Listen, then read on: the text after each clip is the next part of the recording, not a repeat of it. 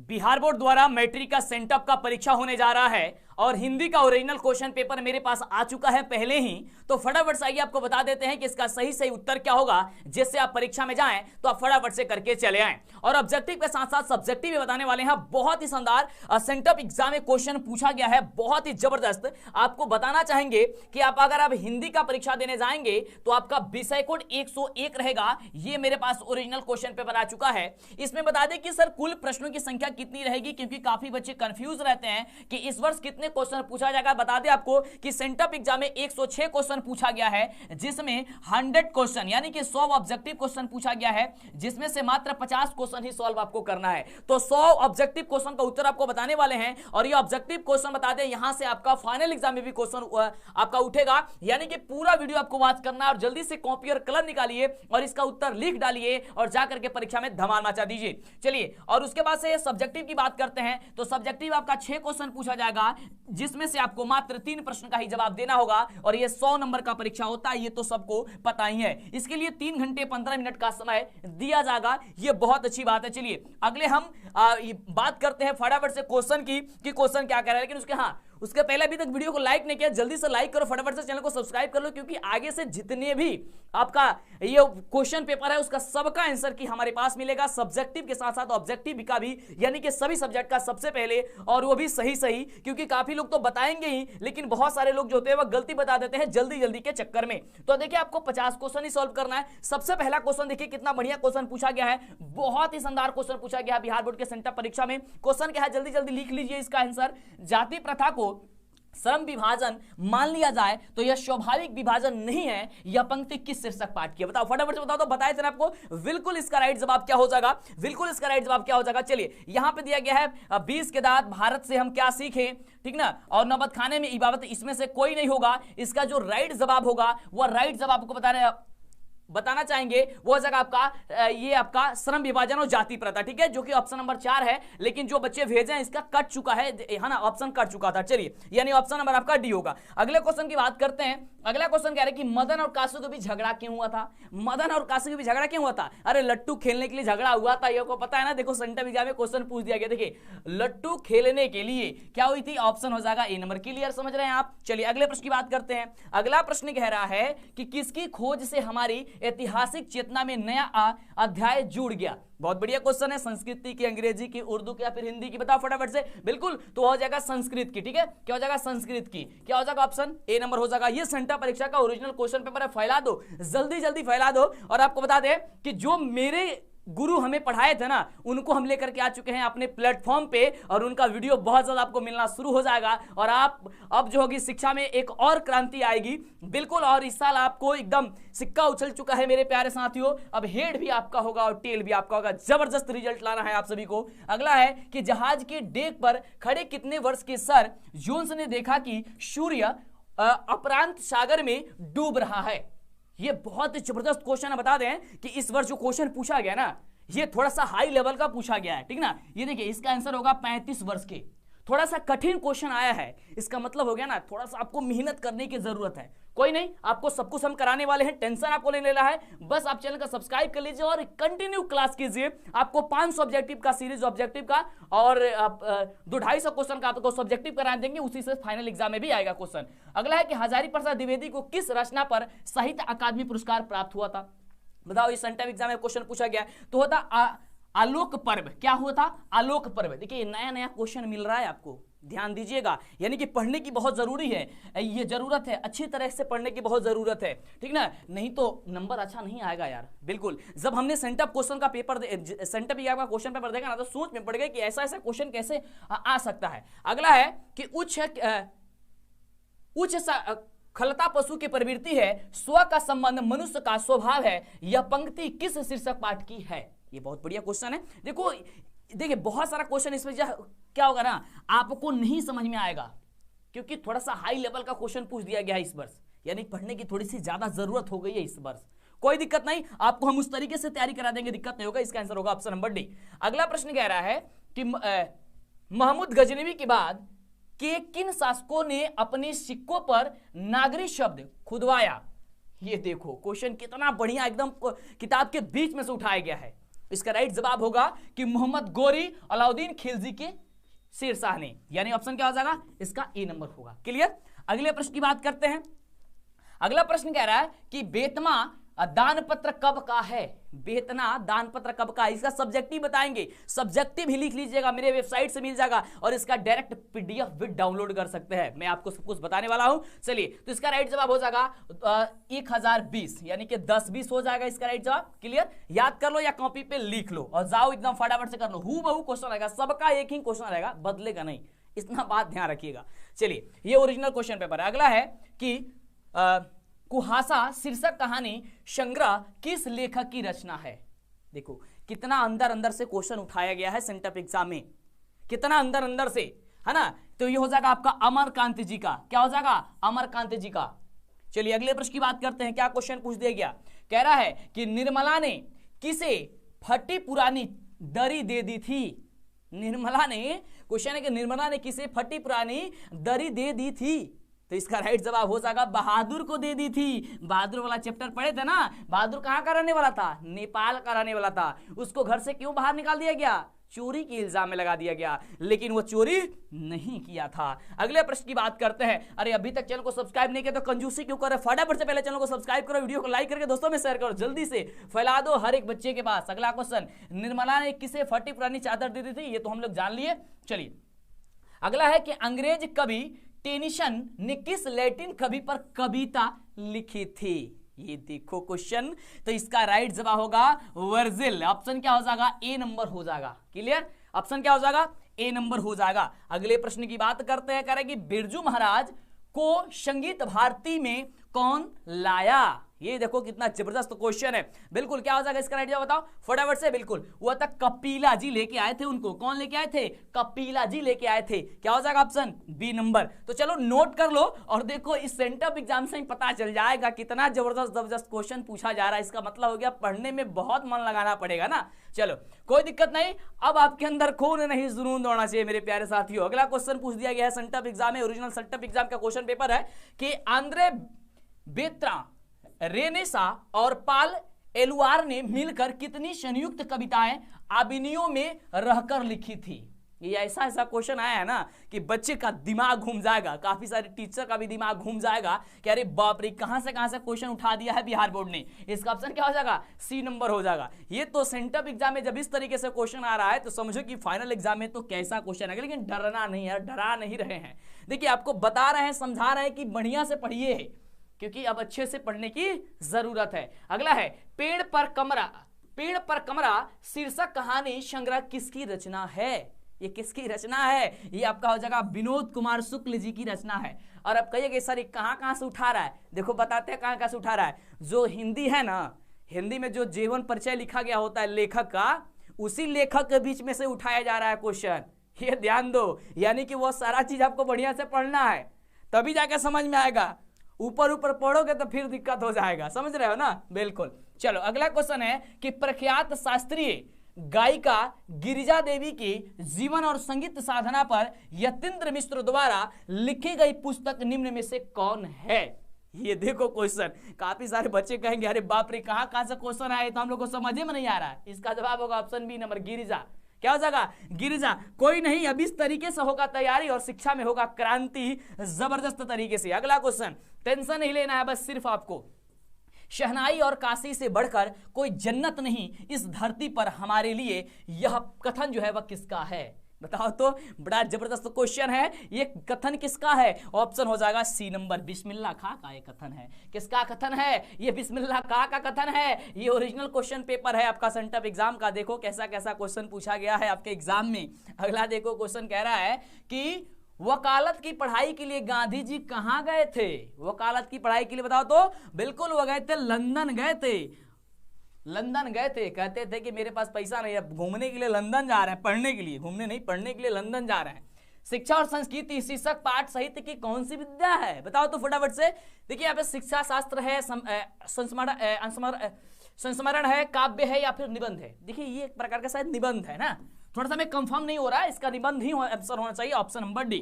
अगले प्रश्न की बात करें, बिल्कुल अगला क्वेश्चन कह रहा है कि भग्गू अगर नरेन घर में घुसे तो साले के हाथ पैर तोड़ करके बाहर फेंक देना, यह किसने कहा था? किसने कहा था बताओ तो, ये किसने कहा था? बड़ा ही जबरदस्त क्वेश्चन है ये तो, बात पिताजी ने कहा था। कब कहा था? मछली वाला चैप्टर पढ़े हो, उसी में कैसा क्वेश्चन है, बिल्कुल याद है ना, बिल्कुल याद करके रखो। अगले प्रश्न की बात करते हैं। अगला देखो, अगला क्वेश्चन क्या क्या पूछ दिया गया, क का उच्चारण स्थान क्या है? ये देखो, ये सबसे लॉलीपॉप क्वेश्चन पूछा गया है, एकदम एकदम हलवा क्वेश्चन है कि क का उच्चारण स्थान क्या होता था? कंठ होता है। अकुह विसर्जनीय नाम कंठा, है ना। चलो इस तरीके से, चलो सारा चीज पढ़ाएंगे। देखो अगर इस तरीके से जब क्वेश्चन पूछ रहा है ना तो टेंशन काहे लेते हो? अरे जब पहले ही बिहार बोर्ड बता दिया कि इस तरीके से क्वेश्चन आएगा तो हम लोग उस तरीके से अब तैयारी करेंगे।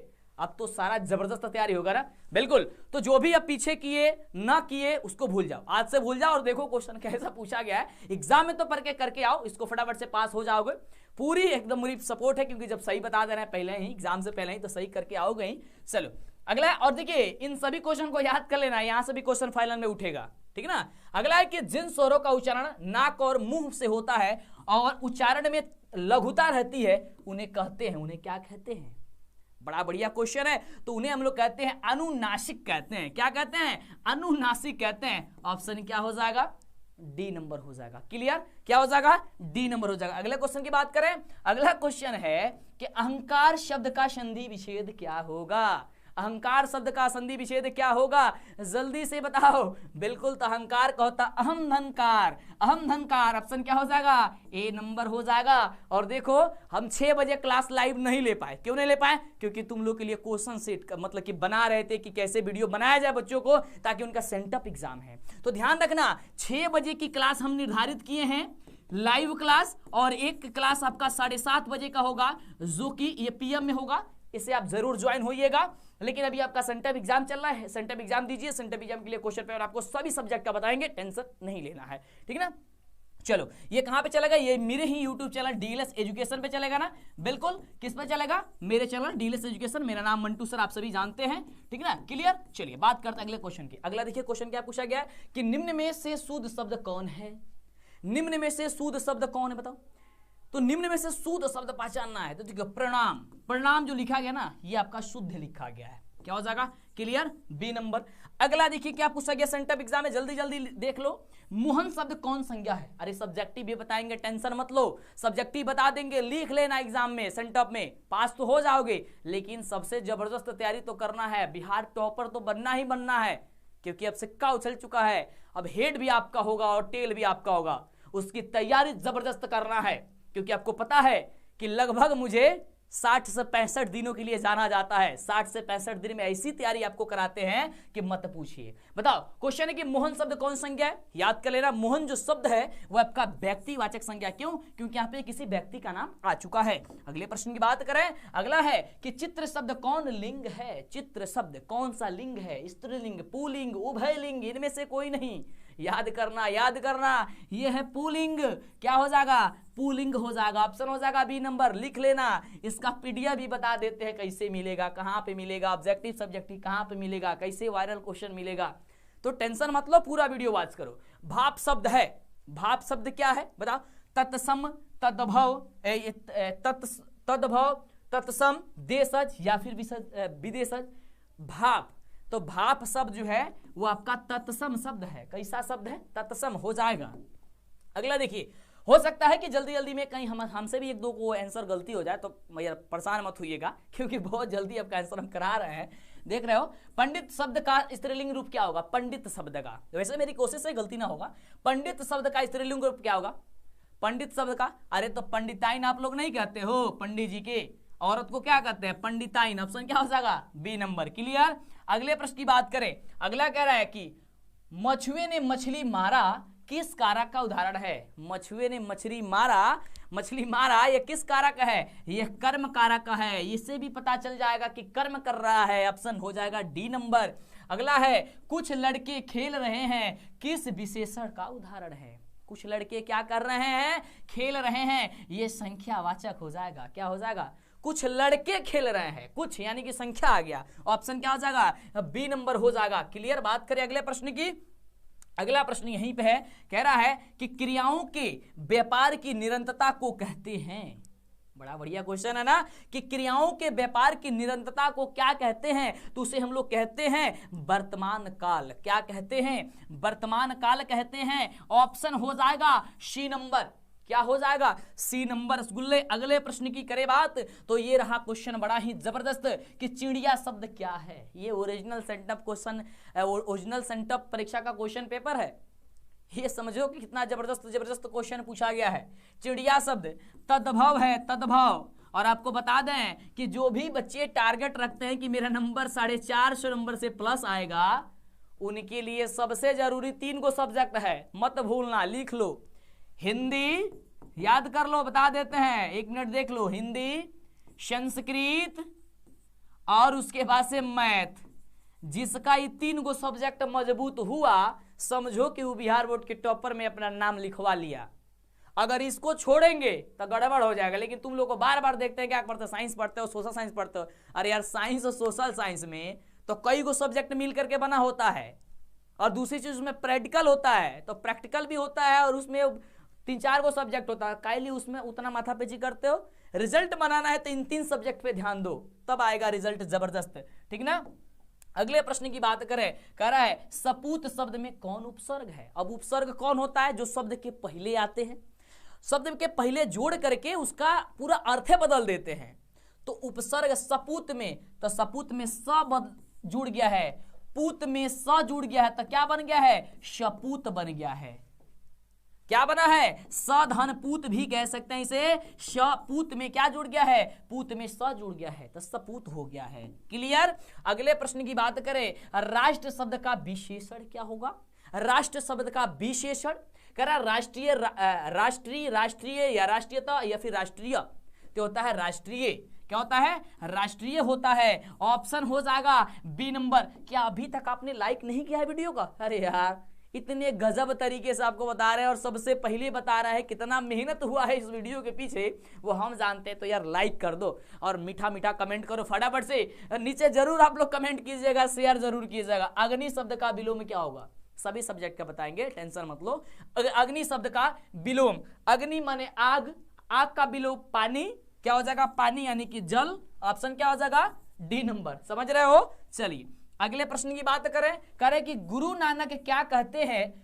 गुरु नानक क्या कहते हुए अपने प्राण त्यागे थे?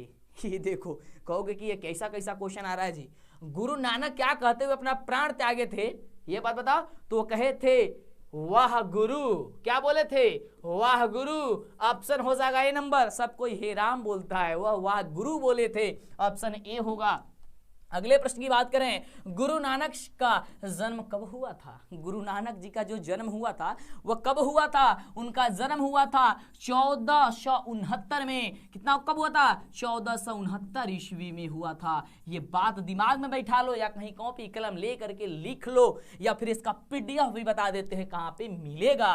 कह रहा है अगला कि मोहन छवि रसखानी लखी अब दृग अपने नाही किस कविता की पंक्ति है? ये देखो क्वेश्चन कह रहा है कि मोहन छवि रसखानी लखी अब दृग अपने नाही, यह पंक्ति जो है ये किस कविता की है? तो कहिएगा कि ये पंक्ति है प्रेम आईनी श्री राधिका। प्रेम आईनी श्री राधिका। ऑप्शन क्या हो जाएगा? कहिएगा कि सी नंबर हो जाएगा। क्लियर, सी नंबर हो जाएगा। अगले हम प्रश्न की बात करें, अगला प्रश्न कह रहा है कि घानानंद ने नादिर शाह के सिपाहियों को 3 मुट्ठी क्या दिए थे? क्या दिया था जी? तो आप याद करके हीरा दिए थे शायद। क्या दिए थे? हीरा। ऑप्शन क्या होगा? C number. अगले प्रश्न की बात करें, कह रहे हैं कि स्वदेशी शीर्षक कविता के रचनाकार कौन है? स्वदेशी कविता के रचनाकार है प्रेमघन जी, यानी कि बद्री नारायण प्रेमघन। बद्री नारायण चौधरी प्रेमघन या केवल प्रेमघन भी ऑप्शन दे सकता है। ऑप्शन हो जाएगा आपका ए नंबर। क्या हो जाएगा रसगुल्ले? प्रेमघन होगा। विदाउट टेंशन लेना है आपको, यानी कि टेंशन नहीं लेना है, तब तैयारी करना है। देखो क्वेश्चन आ रहा है और आपको कुछ समझ में नहीं आ रहा है क्योंकि क्वेश्चन थोड़ी सी हार्ड हो गई है।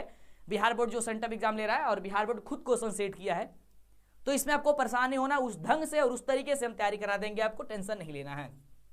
कह कि भारत माता शीर्षक कविता किस कविता संग्रह से संकलित है। ये देखो कितनी बढ़िया क्वेश्चन है। तो ये संकलित है ग्राम्या से। किसे? ग्राम्या से। भारत माता जो है ना शीर्षक, ये ग्राम्या से है। ऑप्शन क्या हो जाएगा? B number. अगले प्रश्न की बात करें, दैन जड़ित अपलक नत चितवन अधरों में चिर निरव रोदन, यह पंक्ति किस कविता की है?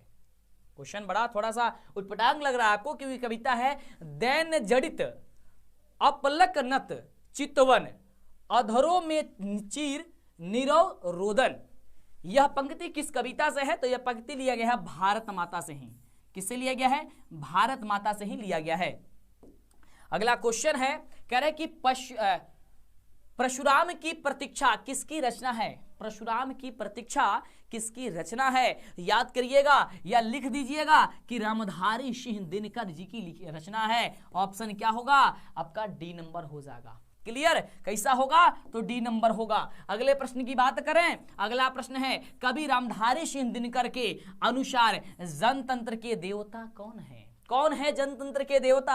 आपको देना है इसका सही जवाब। वह है रामधारी सिंह दिनकर के अनुसार वह किसान, वह मजदूर जो दिन रात धूप में भी कड़ी मेहनत करते हैं, तो वही किसान और मजदूर हो जाएंगे। ऑप्शन आपका ए नंबर हो जाएगा। क्या हो जाएगा? ए नंबर हो जाएगा। अगले हम प्रश्न की बात करें, अगला है कि सच्चिदानंद हीरानंद वात्स्यायन अज्ञे को हिंदी के अलावा और किस भाषा का ज्ञान था? सच्चिदानंद हीरानंद वात्स्यायन अज्ञे को हिंदी के अलावा किस भाषा का ज्ञान था? तो ज्ञान था संस्कृत का भी उनको ज्ञान था, तमिल का भी उनको ज्ञान था, अंग्रेजी और फारसी का भी उन्हें ज्ञान था। यानी कि कुल मिलाकर बात करें तो ऑप्शन नंबर डी हो जाएगा। क्लियर? चलो फैला दो वीडियो को, नहीं फैलाए हो तो, और जाओ परीक्षा दे के आओ। क्वेश्चन पेपर सबका हूबहू रहेगा, ठीक ना? क्योंकि मेरे पास जो आया है क्वेश्चन वो बताया गया है कि हूबहू क्वेश्चन आपका है, ये आप मिला लीजिएगा। अगला है कि हिरोशिमा शीर्षक कविता किस कविता संग्रह से संकलित है? बताओ तो फटाफट से। कितना बढ़िया क्वेश्चन है। यह है सदा नीरा है, यानी ऑप्शन हो जाएगा ए नंबर। क्या हो जाएगा? ए नंबर हो जाएगा। अगले हम प्रश्न की बात करें, कह रहा है कि वीरेन डंगवाल के अनुसार हमारी नींद में भी क्या चलते रहता है? क्या चलते रहता है जी? तो ये चलते रहता है धरती। हमारे क्या हो जाएगा? धरती हो जाएगा। क्या चलते रहता है? वीरेन डंगवाल के अनुसार हमारी नींद में भी क्या चलते रहता है? धरती चलती रहता है। अगले प्रश्न की बात करें, अगला प्रश्न कह रहा है कि कवित्री अनामिका कहाँ की रहने वाली है? देखो कैसा क्वेश्चन, गजब क्वेश्चन को सेट किया गया है ना? तो ये बिहार की ही शायद रहने वाली थी। बिल्कुल, ऑप्शन आपका डी नंबर। क्लियर? चलो अगले प्रश्न की बात करें, अगला प्रश्न आपके स्क्रीन पे कि पहली विफलता पर छलके ए आंसू ही शायद प्रथम क्षार दृष्टि की विकास कथा के, यह पंक्ति किस कविता की है? यह पंक्ति जो है वह किस कविता की है? तो यह पंक्ति है अक्षर ज्ञान का। किसका कविता है? अक्षर ज्ञान का है, यानी ऑप्शन हो जाएगा ए नंबर। क्या हो जाएगा? ए नंबर हो जाएगा। अगले प्रश्न की बात करें, अगला प्रश्न आपके स्क्रीन पे है कि जीवनानंद दास का निधन कितने साल की उम्र में हो गया था? याद करना, उनका जो निधन हो गया था लगभग 55 वर्ष के उम्र में हो गया था, ठीक ना? ऑप्शन क्या हो जाएगा? बी नंबर हो जाएगा। क्लियर? वैसे तो आपको 50 ही क्वेश्चन बनाना है, लेकिन आपको देखना 100 क्वेश्चन है, यानी याद आपको 100 क्वेश्चन लिख लेना है, याद कर लेना है, क्योंकि यहां से क्वेश्चन आपको बोले कि ये क्वेश्चन आपके परीक्षा में उठाया जाएगा, यहां से भी क्वेश्चन आएगा। और जब आप इन क्वेश्चन को ही नहीं देखेंगे तो क्या पता चलेगा कि किस तरीके से क्वेश्चन एग्जाम में पूछा जा रहा है। क्लियर? इसका सब्जेक्टिव क्या है वो भी आपको हम बताएंगे, पीडीएफ बताएंगे, कहां से डाउनलोड करेंगे, कैसे मिलेगा, और डेली आपका इस सभी सब्जेक्ट हम बताएंगे। टेंशन नहीं लेना, बस छोटी सी काम कर लेना है। चैनल को सब्सक्राइब कर लिया है तो बहुत अच्छी बात है, नहीं किया है तो कर लीजिए, और लाइक तो करना ही करना है। अगला है कि झरा पालक किसकी रचना है? झरा पालक बताओ तो रसगुल्ले। तो झरा पालक है जीवनानंद दास की। किसकी है? जीवनानंद दास की। ऑप्शन हो जाएगा सी नंबर।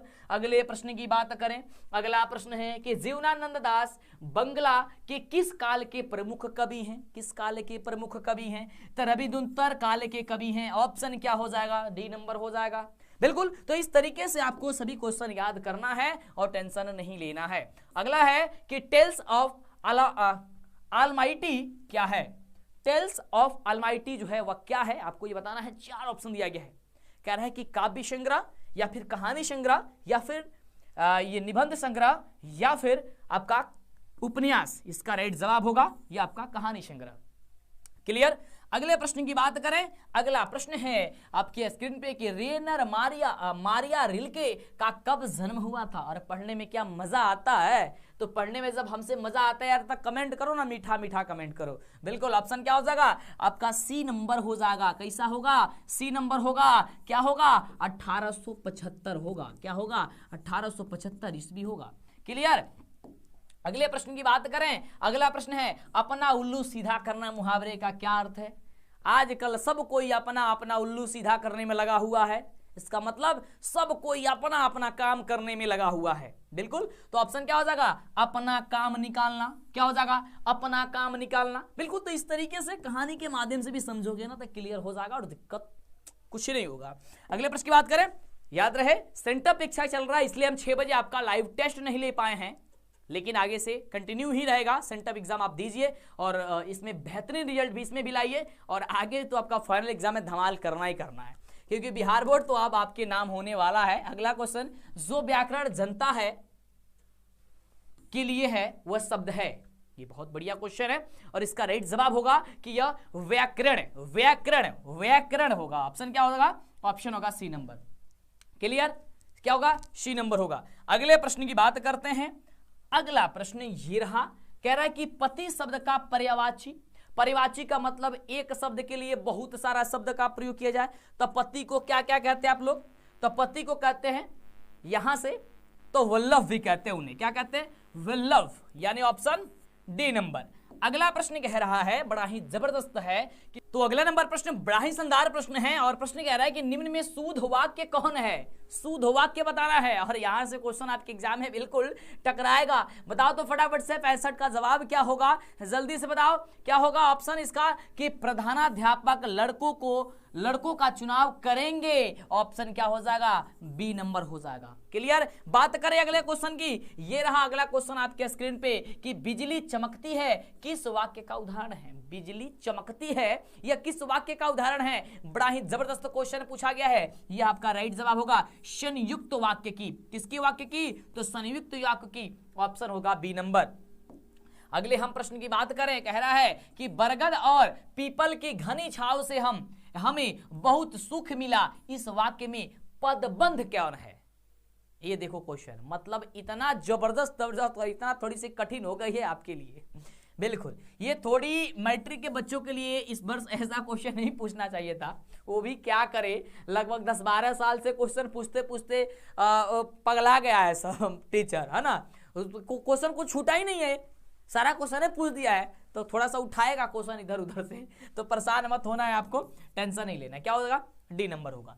अगला प्रश्न आपके स्क्रीन पे है, टेंशन नहीं लेना है, बस चैनल को सब्सक्राइब कीजिए। हर एक वीडियो इस चैनल से देखिए, तैयारी जबरदस्त होगा। ये आगे से जो तैयारी होगी वो जबरदस्त आपकी होगी, ठीक है ना। बिल्कुल। इसके बाद राम आया और सो गया किस वाक्य का उदाहरण है। राम आया और सो गया, यह जो वाक्य का है यह संयुक्त वाक्य का उदाहरण है। क्या है, संयुक्त वाक्य का है। ऑप्शन होगा ए नंबर। अगले हम प्रश्न की बात करें। गहरा है राम आया, नहीं ये तो हो गया ना। हाँ, अगला क्वेश्चन है कि गौरी शंकर शब्द में कौन सा समास है। गौरी शंकर समास बताना है आपको। गौरी शंकर, गौरी शंकर, गौरी और शंकर दोनों महत्वपूर्ण है। जिसमें दोनों पद प्रधान हो उसे द्वंद्व समास कहते हैं।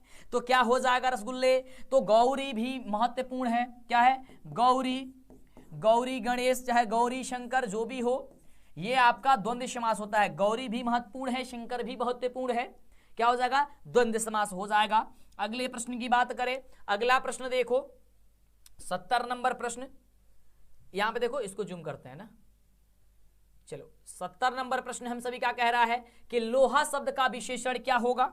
लोहा शब्द का विशेषण क्या होगा, लोहा शब्द का, तो लोहा का विशेषण होता है लौह। क्या होता है, लौह होता है। ऑप्शन क्या होगा, सी नंबर होगा। अगले हम प्रश्न की बात करें तो अगला प्रश्न आपके स्क्रीन पे है कि अनजान शब्द में उपसर्ग क्या है। आपको बताए थे उपसर्ग वे होते हैं कि शब्द के पहले जुड़ करके उसका पूरा अर्थ बदल देते हैं। क्या होगा, अनजान में अनजान लिखा है। क्या लिखा है, अनजान। तो अनजान में आपका हो जाएगा उपसर्ग जो होगा वह उपसर्ग आपका हो जाएगा अन उपसर्ग हो जाएगा, क्या हो जाएगा अन, अन में आपका हलंत रहेगा अन, यानी ऑप्शन होगा आपका डी नंबर। क्लियर। चलिए अगले प्रश्न की बात करते हैं। कह रहे कि तूने गाया होगा यह कौन सा काल है, तूने गाया होगा यह कौन सा काल है आपको बतलाना है। ऑप्शन है भविष्यत काल, वर्तमान काल, भूतकाल या फिर इनमें से कोई नहीं, कोई नहीं। तो इसका राइट जवाब होगा भूतकाल, भूतकाल। ऑप्शन क्या होगा सी नंबर होगा। अगले प्रश्न की बात करें, कह रहा है कि मेरा एक कुत्ता है जो नेपाल से लाया गया है, यह किस सर्वनाम का उदाहरण है, बतलाओ तो ये है आपका संबंध बोधक, संबंधवाचक। किसका है, संबंधवाचक है। मेरा एक कुत्ता है जो नेपाल से लाया गया है, लेकिन मेरे पास भी एक बदमाश कुत्ता है, आपको एक बार कभी दिखाएंगे, है ना, जिसका नाम मैक्स रखे हुए हैं हम। एक डॉग है बहुत प्यारा सा, लेकिन बहुत बदमाश है वो। चलिए परिचारक शब्द का स्त्रीलिंग क्या है वो दिखाएंगे एक दिन जरूर, कभी अभी दिखाया नहीं है शायद किसी को। चलो तब परिचारिका शब्द का स्त्रीलिंग क्या है, वह है परिचारक शब्द का स्त्रीलिंग, तब परिचारिका हो जाएगा, क्या हो जाएगा परिचारिका हो जाएगा। ऑप्शन क्या होगा ए नंबर होगा। अगला प्रश्न कह रहा है कि हे भगवान मेरी रक्षा कीजिए, यह किस कारक का उदाहरण है, किस कारक का है, तो ये आपका है संबोधन कारक। क्या है, संबोधन कारक। ऑप्शन क्या हो जाएगा बी नंबर होगा, क्या होगा बी नंबर होगा। अगले प्रश्न की बात करते हैं, ये सेंटअप एग्जाम का यार ओरिजिनल क्वेश्चन पेपर है, बोले ना फैला दो, जितना जल्दी हो सकता है वीडियो को फैलाओ और लिखो जल्दी से एग्जाम में, यहां तो पास हो, फाइनल एग्जाम में भी आएगा ना धमाल मचवाएंगे आपसे। बिल्कुल। व्हाट्सएप ग्रुप में कैसे ही जुड़ना है वो भी आपको बताएंगे। आंसू शब्द कौन लिंग है माफ कीजिएगा, आंसू शब्द कौन सा लिंग है बताओ। आंसू आपका स्त्रीलिंग होता है, क्या होता है, आंसू आपका स्त्रीलिंग होता है। ऑप्शन आपका ए नंबर होगा।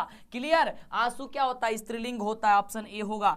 अगला प्रश्न कह रहा है पाकिस्तान शब्द कौन संज्ञा है, पाकिस्तान जो हिंदुस्तान से चला भाग गया है ना, तो क्या है पाकिस्तान शब्द कौन सी संज्ञा है, ये आपका हो जाएगा व्यक्तिवाचक, ठीक ना, क्या हो जाएगा व्यक्तिवाचक हो जाएगा, ये व्यक्तिवाचक संज्ञा है। ऑप्शन बी नंबर होगा। अगले प्रश्न की बात करें तो अगला नंबर प्रश्न कह रहा है कि निम्न में अशुद्ध शब्द कौन है, अशुद्ध बताना है, तो अशुद्ध शब्द हो जाएगा विद्यार्थीगण। विद्यार्थीगण जो हो जाएगा ये आपका अशुद्ध शब्द है, ये गलती लिखा गया, अशुद्ध है यहां से।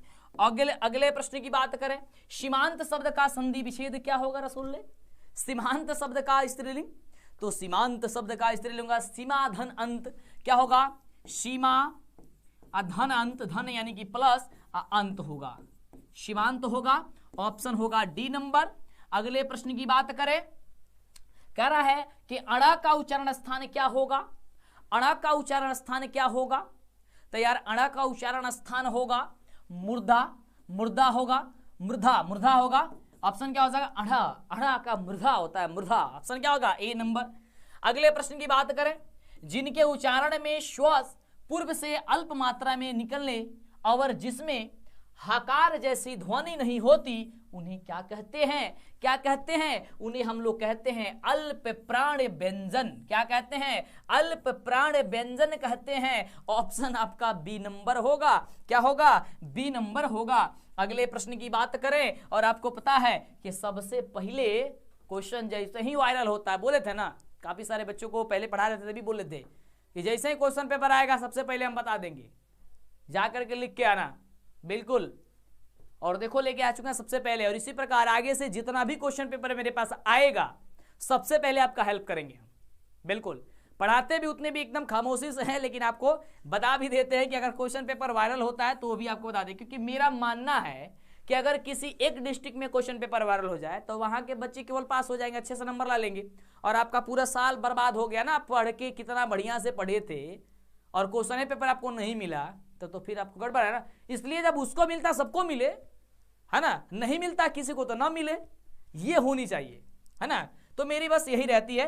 भाषा के कितने रूप हैं, भाषा के कितने रूप हैं, यहाँ पे 1 2 3 या 4, तो भाषा के 3 रूप होते हैं।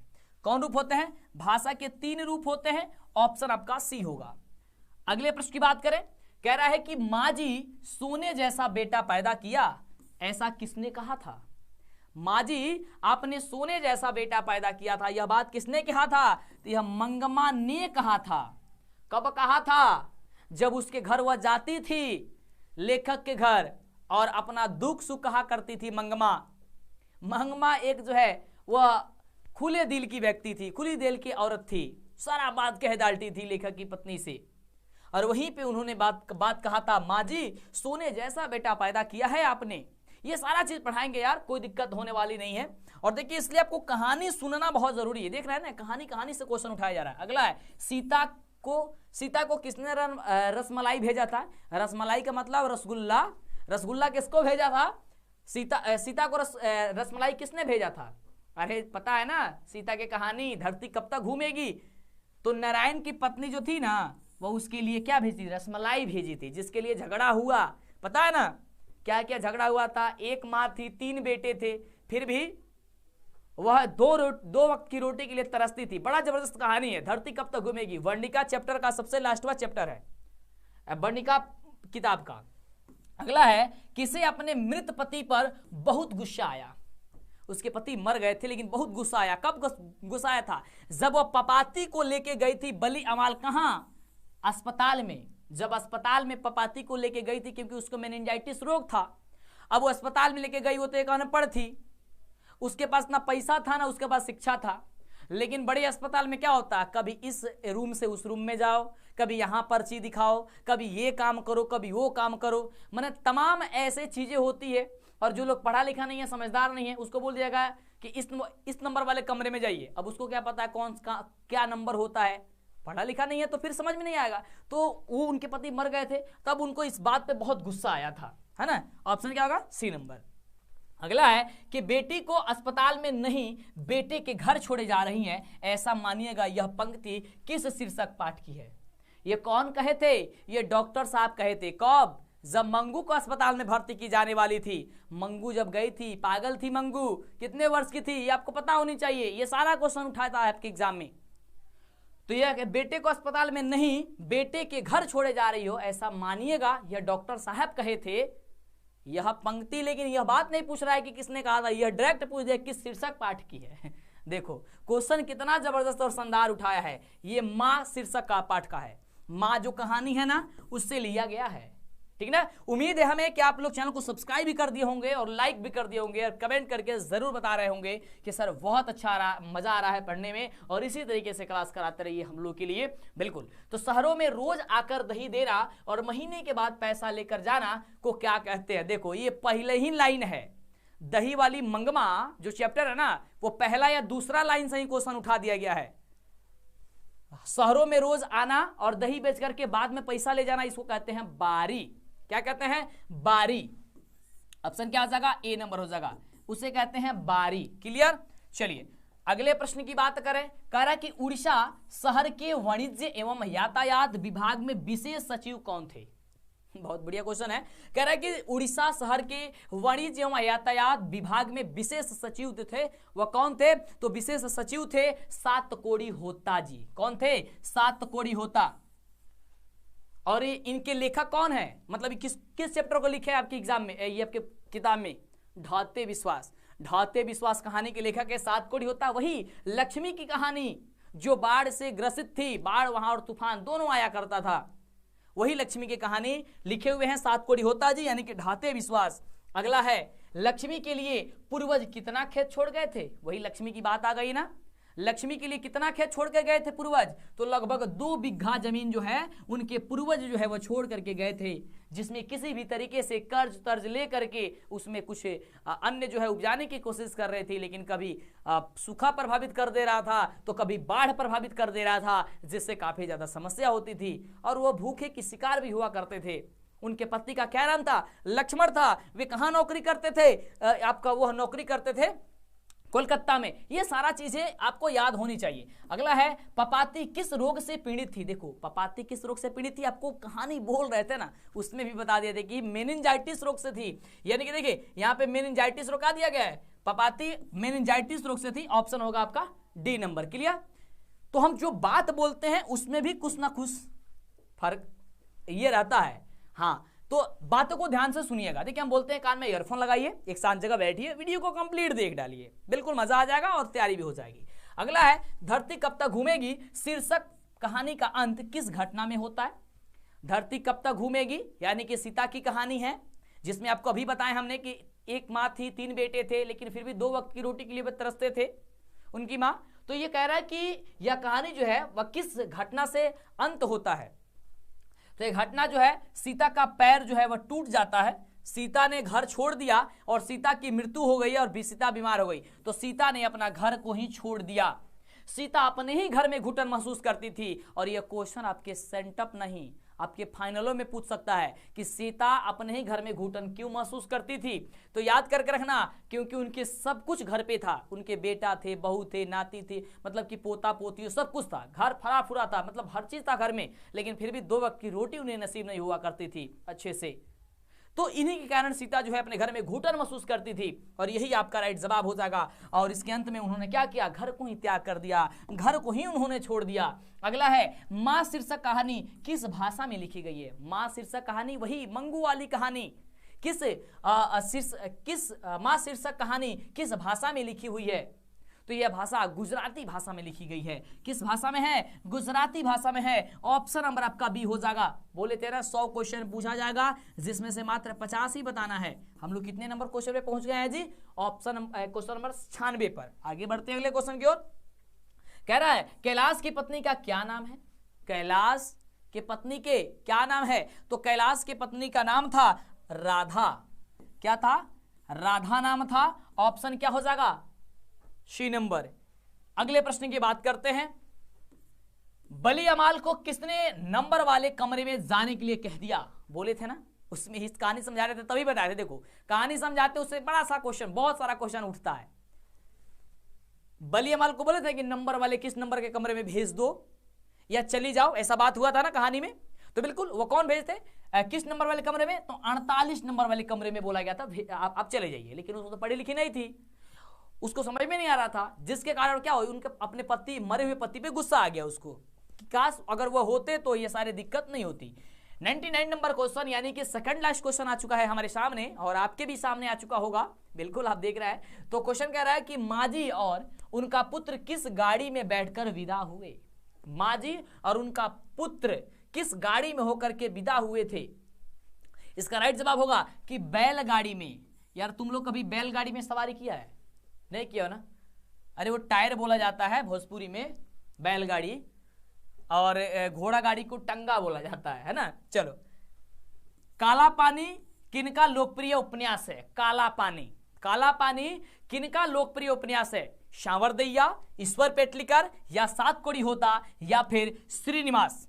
अब ये पूरा 100 क्वेश्चन कंप्लीट होने वाला है, और इसके बाद आपको हम बताने वाले हैं कि आपको इसका सब्जेक्टिव कैसे मिलेगा, और इसका ऑब्जेक्टिव आप पीडीएफ के रूप में कैसे लेंगे, और इसका भी ये पीडीएफ अगर चाहते हैं तो कैसे लेंगे, सब कुछ बताएंगे। टेंशन नहीं लेना है, बस अंतिम तक आपको देखना है।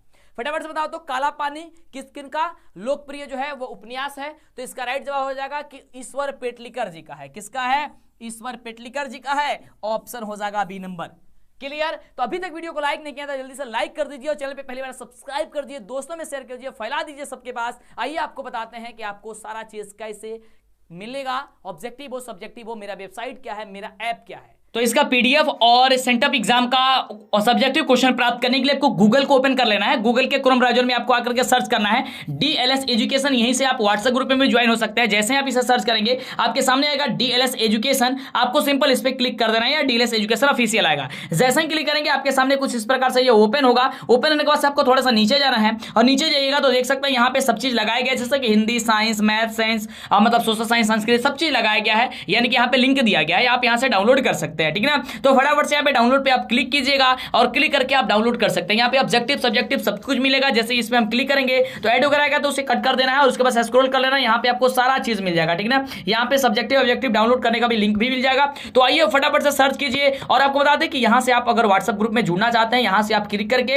आप व्हाट्सएप ग्रुप में जुड़ सकते हैं। तो जल्दी से ये सर्च कीजिए और जुड़िए। एक चीज और बता दें आपको, यहाँ से आपको नीचे जाइएगा तो आपको मॉडल पेपर का test, objective subjective question, online test सब कुछ मिल जाएगा। तो जल्दी से सर्च कीजिए।